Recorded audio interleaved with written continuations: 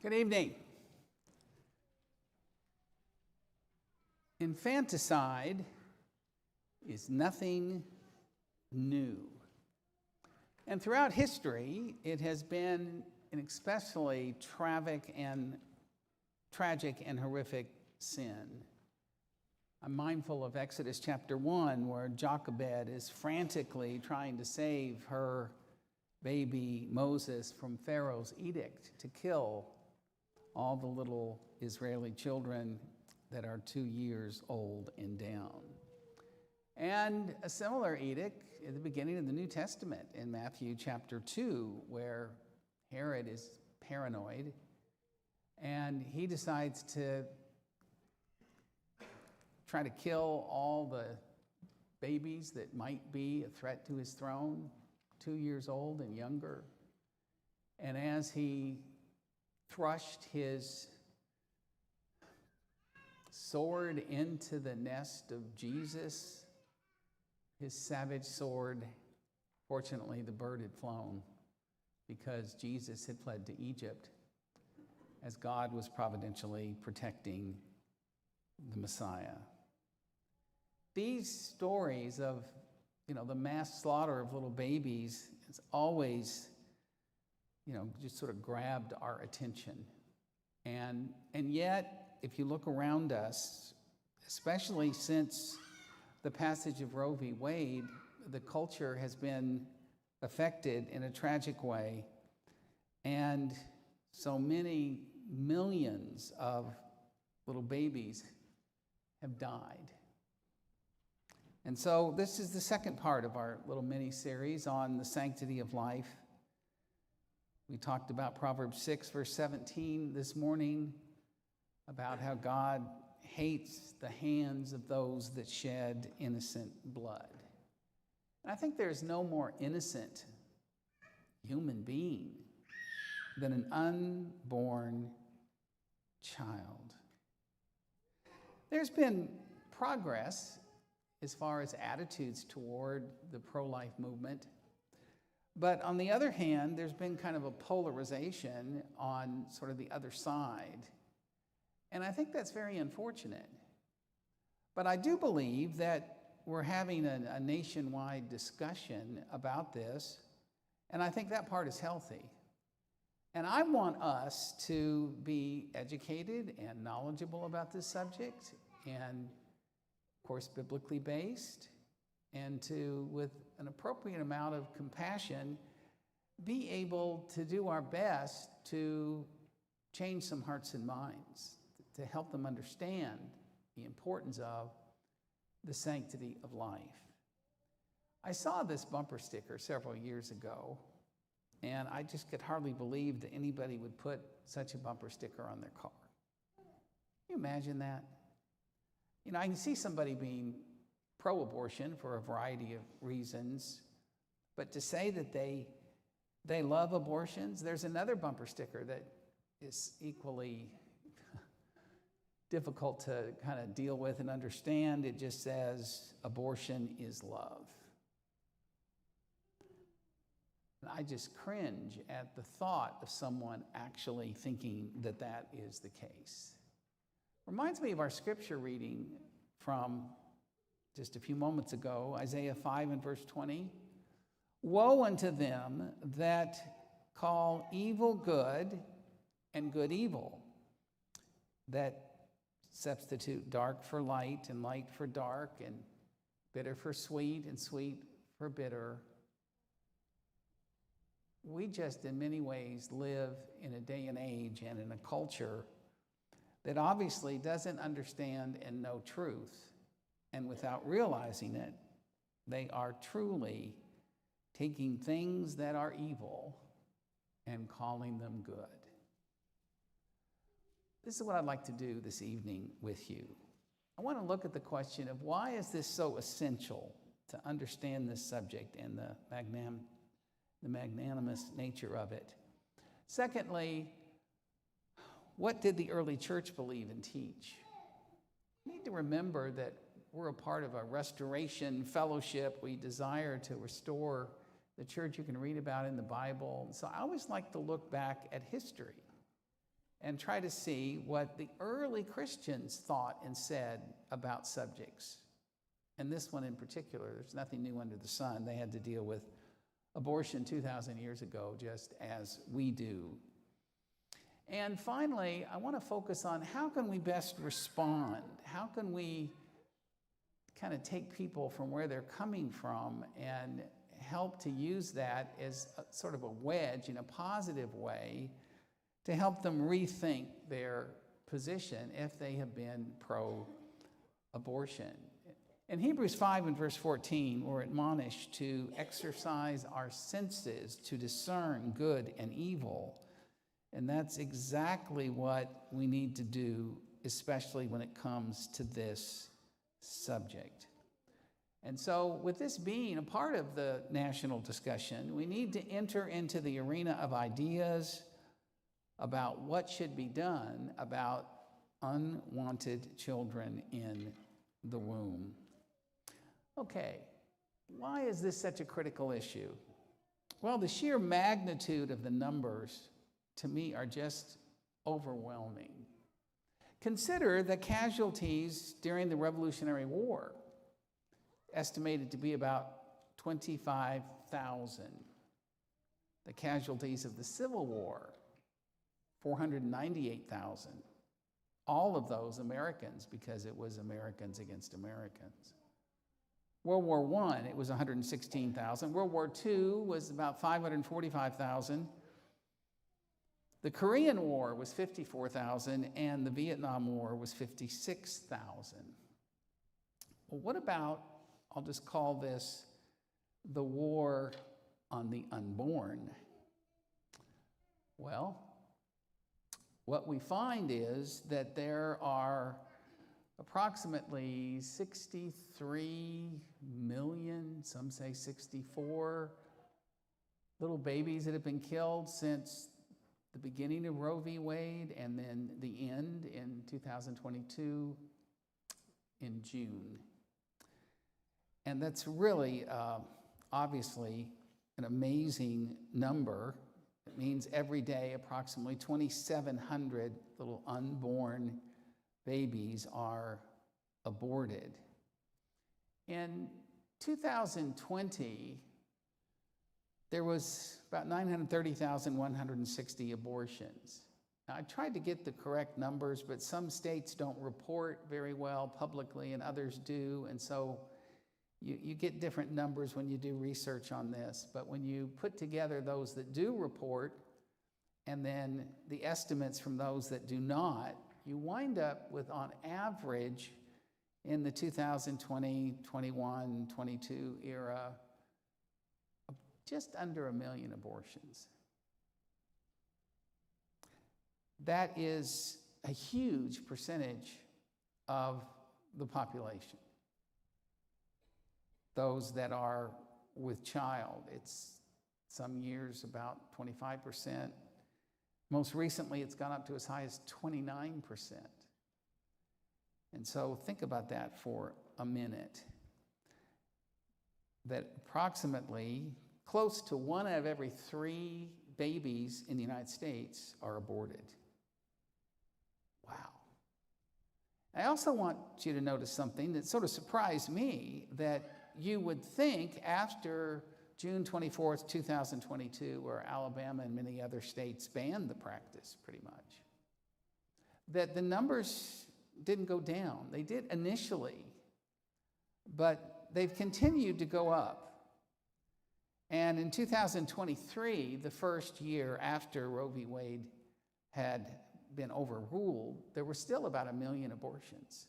And the next year, 2024, there was 1,176,000 abortions. So even though you've got 24 states that have enacted certain restrictions on the practice, the numbers are still going up. Isn't that shocking? And yet that's what the statistics say. So if you're in a state that has banned the practice, you just, cross state lines and you go to some other place that hasn't. And in many cases, like the state of California, they roll out the red carpet and they do all these things to make it as easy and as inexpensive as possible.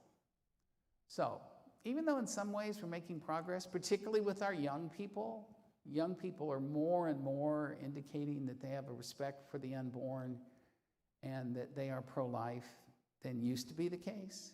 So that maybe speaks well for our future. I certainly hope so. But again, 29% of U.S.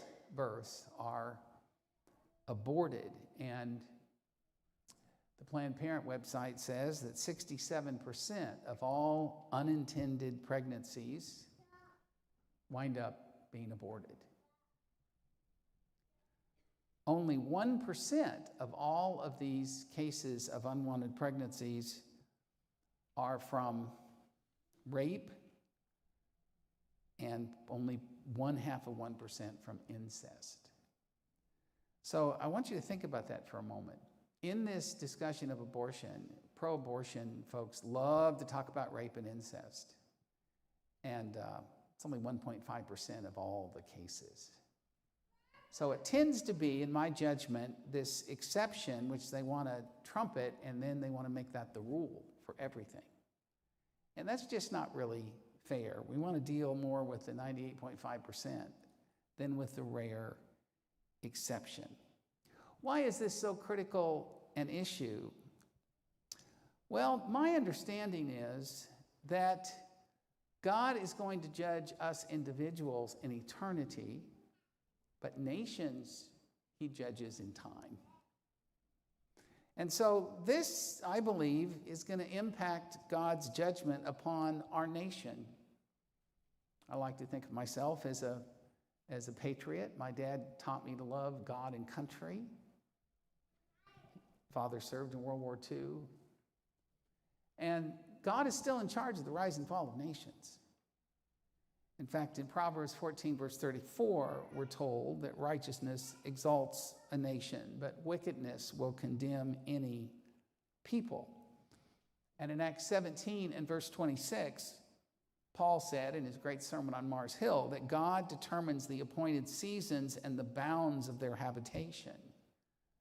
So God is still the one that rises kings up and causes kings to be removed, and is there orchestrating events behind the scenes.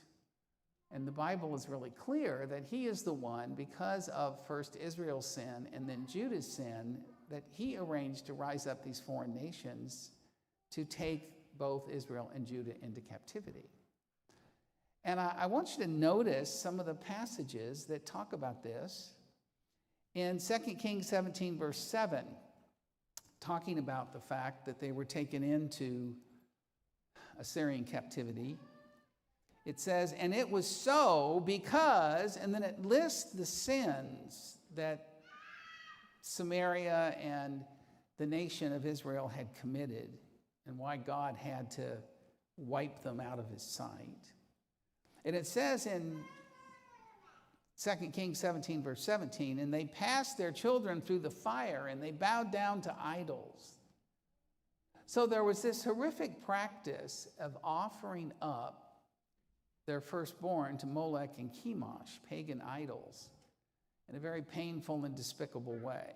The arms would be outstretched, and they would put hot coals sort of inside the little compartments in the arms, and then they would lay their firstborn on top of these arms that are heated up, and the baby would scream, and they'd beat the drum to try to make people not so able to hear the screams of the mother and others as they might otherwise.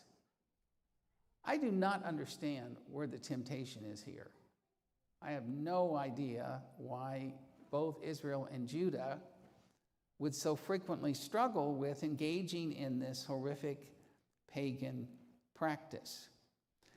And then when it comes to Judah, in 2 Kings 21 and verse 16, it says, Manasseh shed innocent blood, something that God hates, so much that he spread this blood from one end of Jerusalem to the other.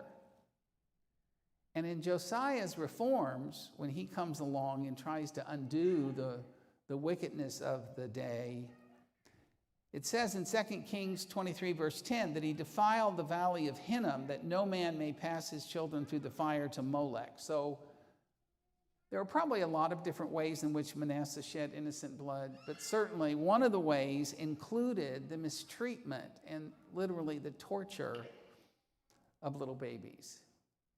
And Josiah stopped this horrific practice, and God was pleased, and I think this was a part of the reason why the judgment against Judah was postponed, at least for a time, because of Josiah's reforms and righteousness.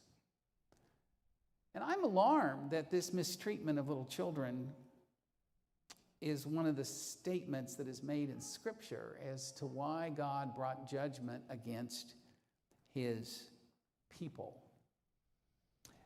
And so, when I look at our country and what is going on,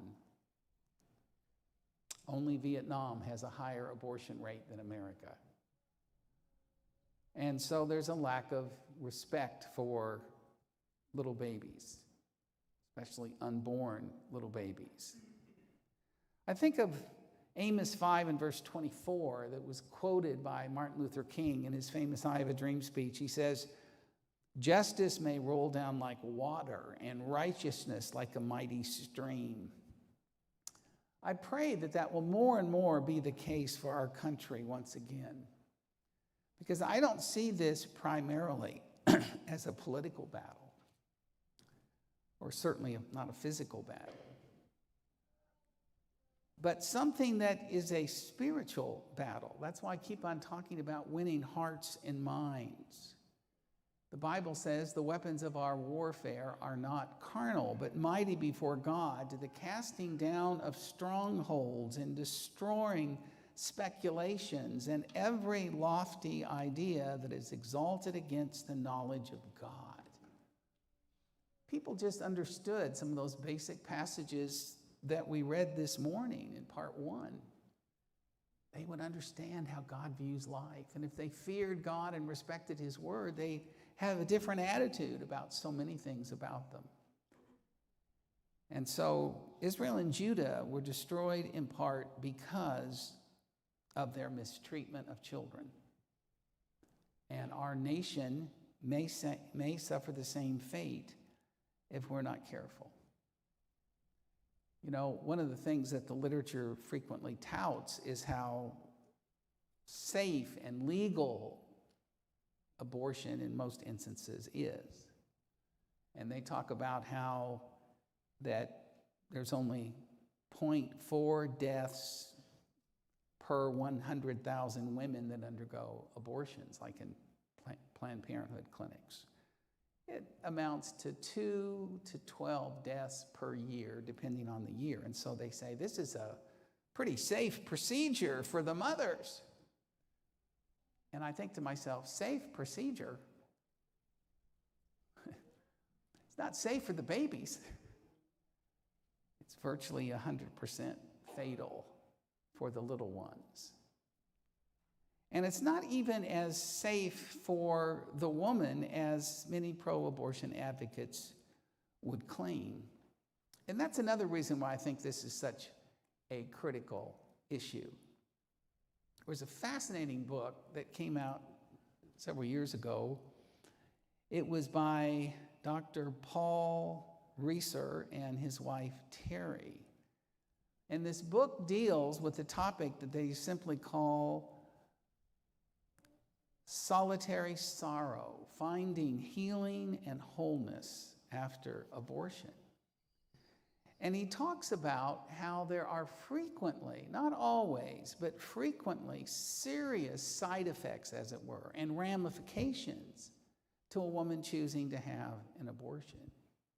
I mean, you stop and think about it. You're going against the natural maternal instinct that God put in every woman, whether she's a believer or not.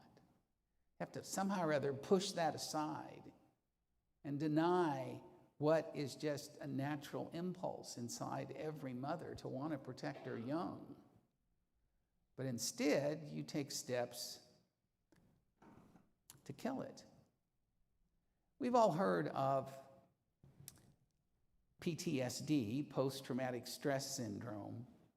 There's something that they have established called PASS, which is post-abortion stress syndrome. And they found that after having abortions, a very large percentage of women report higher rates of depression. They have a hard time shaking it off.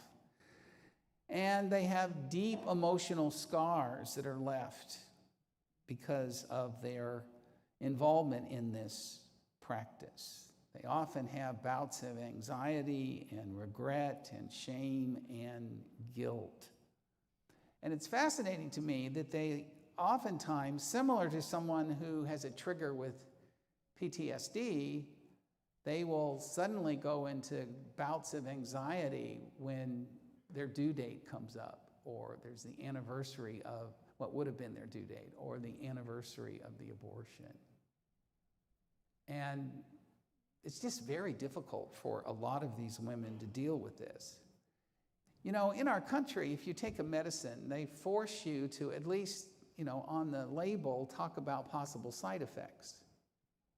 You've heard those commercials on television where they've got to list all the side effects to fall within the legal guidelines. Well, I appreciate that. I think before you take a pill or a medication, you ought to be aware of possible side effects. I guarantee you, when you go to a Planned Parenthood abortion clinic, they're not going to talk about this. They're not going to let people know about the side effects that so many women have when they engage in this procedure. Very, very unfortunate. If you go to a modern abortion clinic, they will have an ultrasound done, but they won't let the mother look at it. And they'll listen to the heartbeat, but they won't let the mother listen to the baby's heartbeat. One of the things that pro-lifers have found is they can park these vans out in front of abortion clinics, and they'll offer the service of, before you make this decision, why don't you look at your little baby through an ultrasound? We'll do that for you for free. And why don't you listen to your baby's heartbeat? And 80% of the women who find the facts about what their baby really looks like and are able to listen to this separate heartbeat change their mind. That's a pretty impressive statistic. And it shows that with the right information, and the more people learn about fetal development, the more likely they are to be pro-life. That's why we need to, in a respectful manner, talk about the facts in this regard. I also want to talk about what the early church taught about this subject. One of my favorite books is this Dictionary of Early Christian Beliefs. It's edited by David Berceau. Very well documented, and it just has all of these early Christian writers and what they said about different topics. Absolutely fascinating. So if we want to be a New Testament church, what did our brothers and sisters in the 1st and 2nd and 3rd centuries, what did they do about abortion in their Greco-Roman world? You know, abortion was pretty common back then. They would either take some toxic medication which made the mother sick, but killed the fetus and caused a stillbirth to occur. Or they, in other ways, would cause the mother to have to suffer trauma to her belly, would cause the baby to die, and then she would give birth stillborn. And also very common was what they just simply called exposure. And that is, in the Roman world, the woman would give birth to a baby, and then the father would have the right to decide to keep it or to reject it. Thumbs up or thumbs down. And if the father didn't like it for any reason, he'd just put his thumbs down, and then they typically would just take the baby out and leave it on the street in their front yard, exposed to the elements where it would die very quickly. And you know, the early Christians would frequently see this going on, and out of compassion for these little babies and human life, they would pick up these babies that were left to die and raise them as their own. Very fascinating to me that One of the things the early Christians were known for was they personally had no fear of death. They had such a bedrock conviction of their salvation. But they had a great respect for life. And they would rescue these little babies. And they would tell these little babies about their history.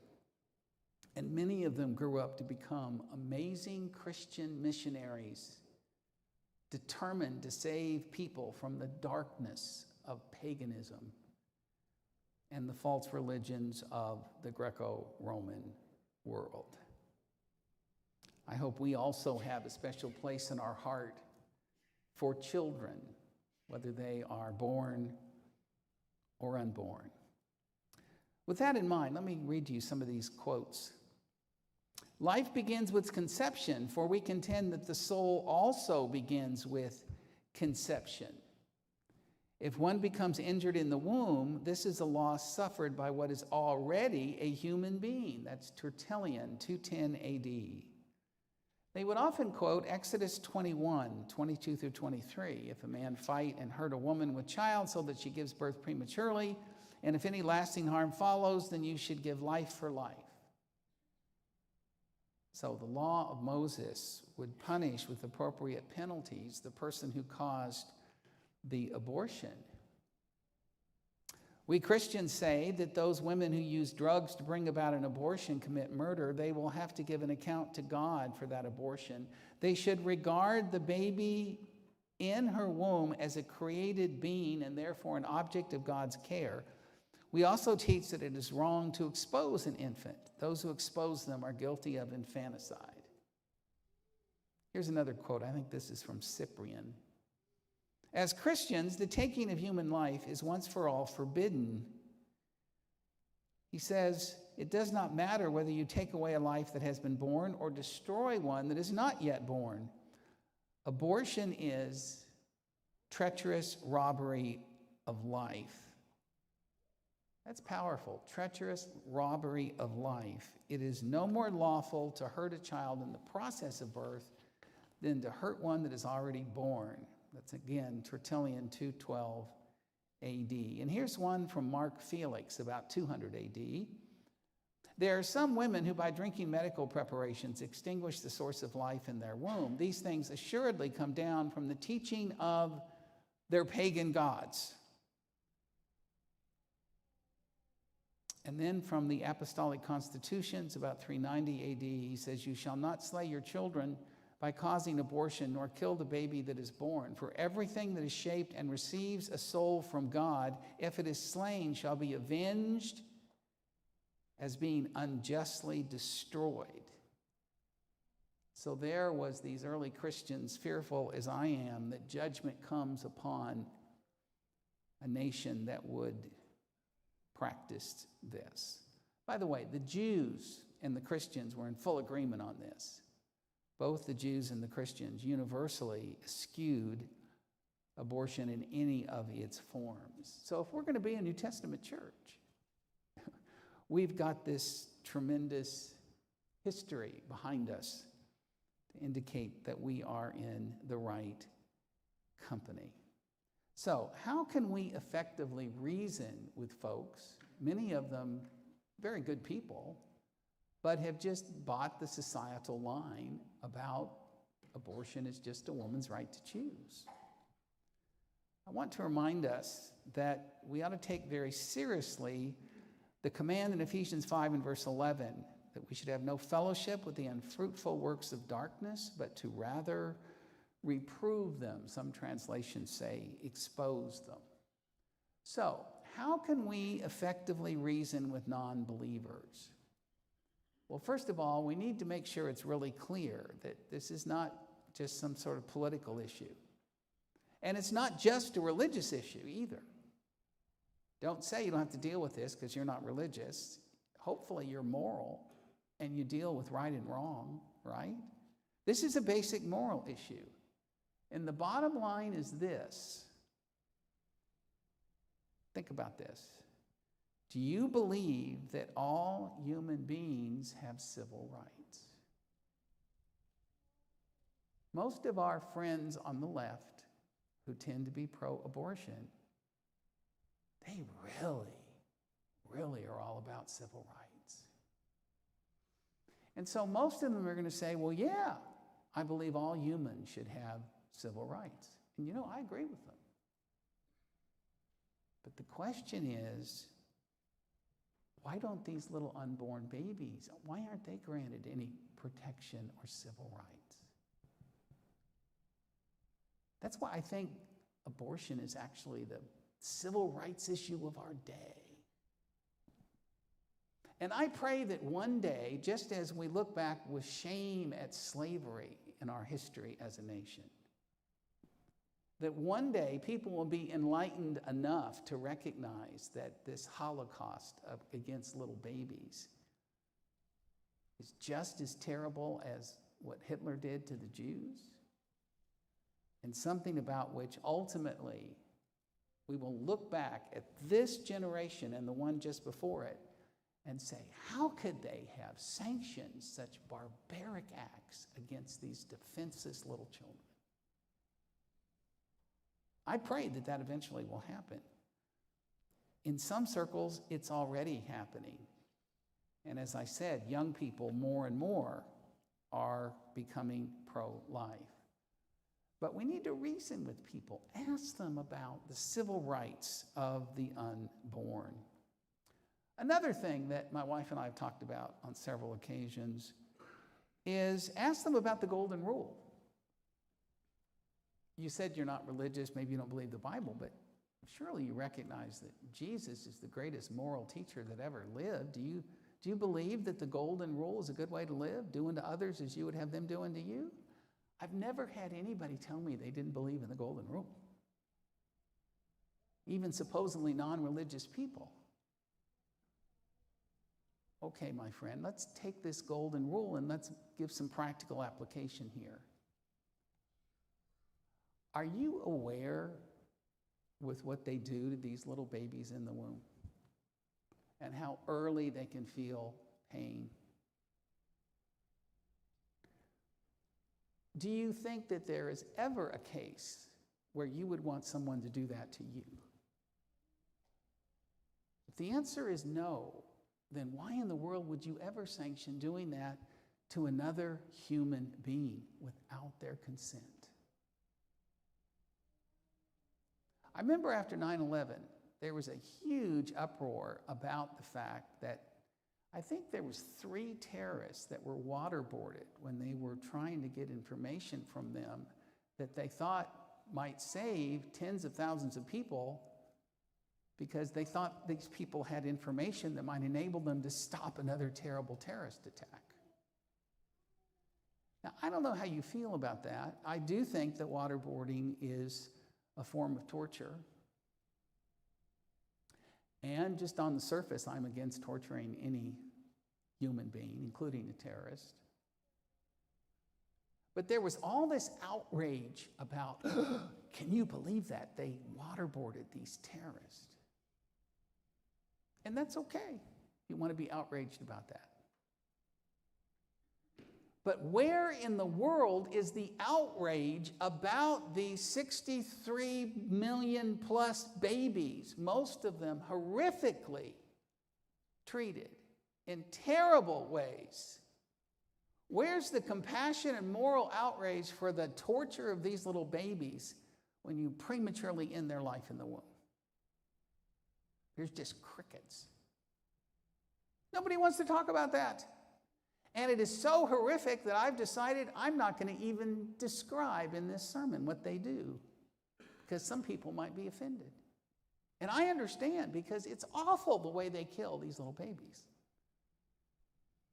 But I do want to recommend that you take a resource and use it.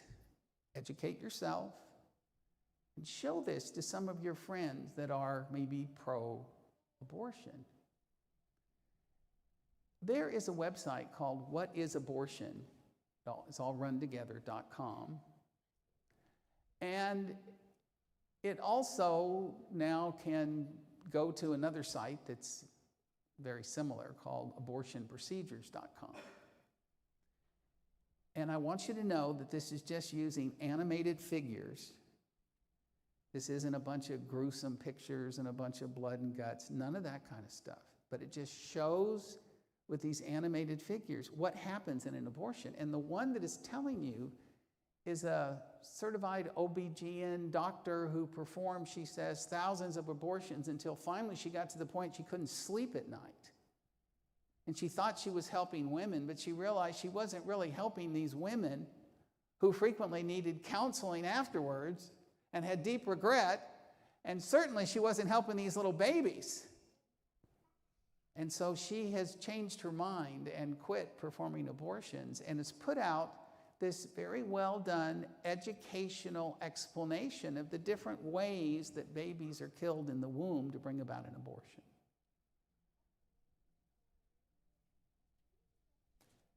I saw a YouTube video a while back by a denominational minister, and he was doing kind of a man on the street interview. So what do you think about abortion?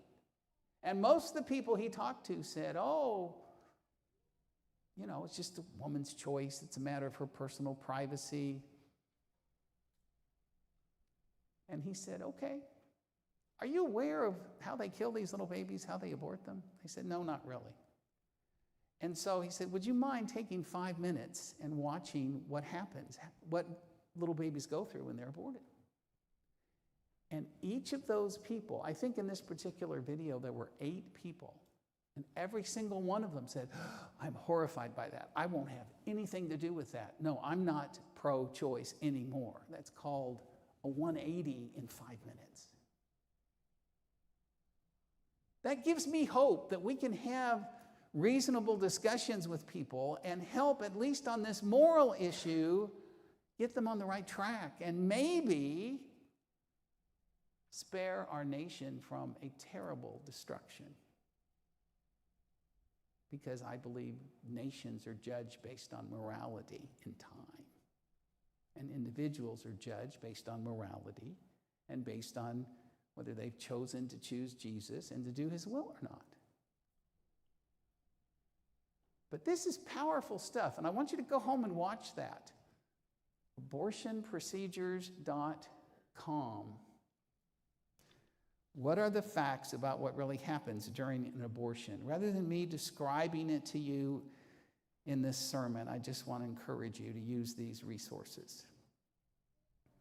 I also want you to be aware of and be ready to counter the terminology of the pro-abortion lobby, which has basically captured most of mainstream media. For example, they talk about pro-choice. They never talk about pro-abortion or abortion advocates. They talk about pro-choice. Well, who's against choice?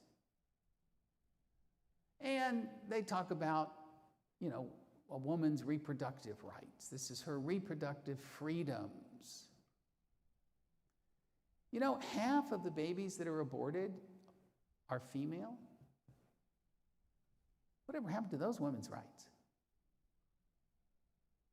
I just want you to realize that they have tainted the discussion in a way that is biased, and they refer to pro-lifers not as pro-lifers, but as anti-choice and anti-abortion. It sounds so noble to talk about champions of choice and to talk about women's rights and women's privacy. I mean, who would be against those things? But when you look below the surface, those terms are really not appropriate. I mean, what is the real issue here? Is abortion the taking of a human life that has some civil rights? Should a little baby be treated as a person with some dignity? Or if it comes at an inconvenient time, is it suddenly your choice to torture it to death? Really? I mean, let's just call this out for what it is.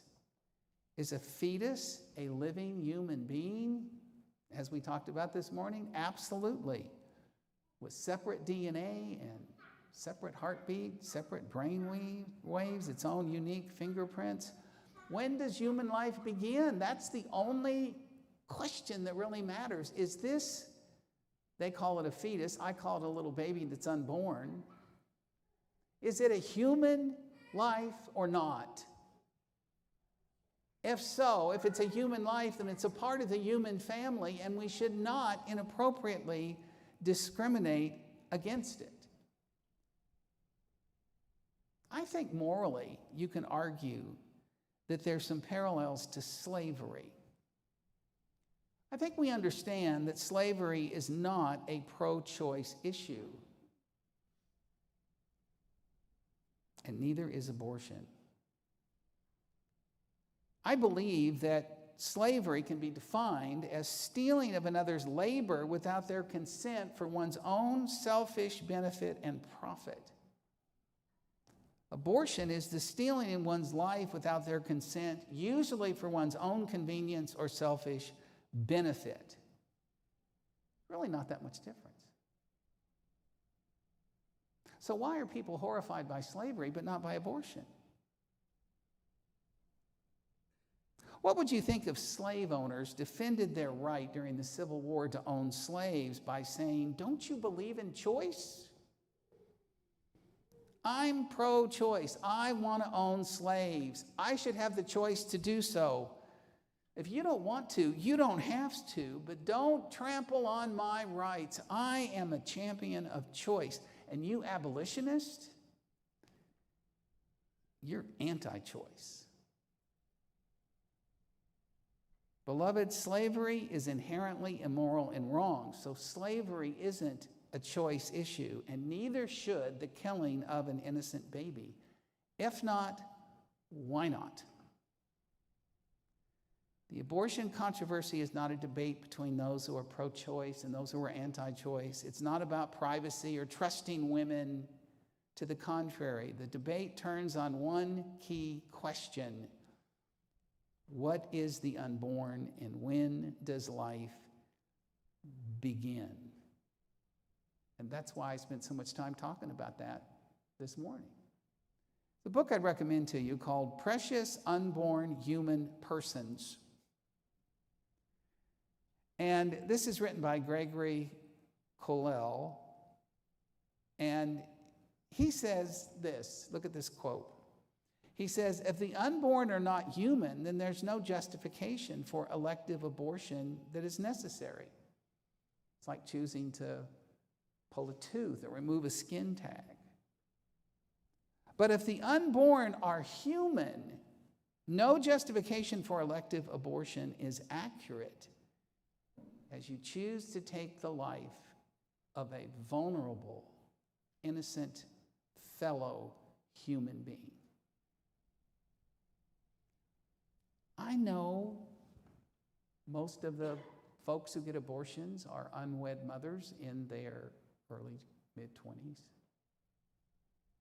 I know it comes at a time that it seems like this messes up my schooling, this messes up my life, this wasn't wanted. I'm not saying that this is not psychologically something very difficult for someone to have to deal with. And we need to have compassion for what a bind these folks are in. And maybe provide them some support, especially if we can encourage them to take the baby to full term if they are not in a position to want it or to be able to support it. As I mentioned this morning, put it in the hands of a loving family could be the most loving thing to do. Please don't kill this little innocent baby because it's inconvenient. Another thing I like to ask folks today, if they're, willing to have a friendly discussion about this. If you're dealing with non-believers, ask them, do you believe in diversity and inclusion?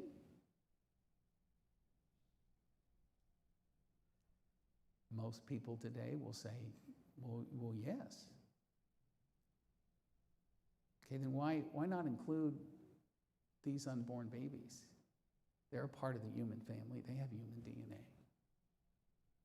They just happen to be small, and they happen to be inside another human being for a time. Why discriminate against them? Do you think that all discrimination is wrong? Then why are you discriminating against the life of the unborn and not giving them a chance to live? You know, I serve a God that is no respecter of persons. And so I believe that the pro-life movement gives dignity to all life. Vulnerable life that is in the womb or just born, and vulnerable life that is older and needs special help. Once a life, twice a child, right? Pro-abortionists argue that only strong, independent, viable persons deserve protection, while small, dependent persons do not. Bottom line, that is elitist and discriminatory. Is that really the camp you want to be in? I mean, this is their language. Use it against them in a way that hopefully will make them think. Discrimination used to be based upon skin color and gender. I think we understand why that's not right. But elective abortion discriminates based upon size, level of development, location, and dependency. It appears to me that what we have done is we have exchanged one form of bigotry for another. So what about my body, my choice? You want to discriminate against this little one? You want to exclude them from the human family? You want to make some excuse why you torture this little baby you should be bringing into the world? I repeat, it is not just a choice. It is a child. We need to stop the modern infanticide, don't you think? We need to pray about this, and we need to be educated, and we need to talk to people in love and with kindness, but with firmness about what they're really involved in if they're promoting abortion. Okay, you've listened really well. I know this is a heavy subject, but I really think this is helpful. And you parents, I hope you've taken notes on your interactive outline, and when it's age appropriate, you can share this with your children so they can be educated and understand how Jesus feels about little children, born or unborn. I want to pray for a revival in our nation, and as much as we can here at Vestavia. Let's have a culture that loves and values and protects the most vulnerable among us. Let's love children as Jesus did. Let's wisely and persuasively, with love, counter the increasingly pagan and secular culture around us and the deceptions of Satan and the media that are trying to take this horrific act and act like it's just a woman's right to choose. May we all choose life and ultimately choose life in Jesus and choose eternal life in heaven. If there's anyone who's subject to the gospel and needs to make a statement or decide to become a Christian this very hour, won't you come as together we stand and we sing?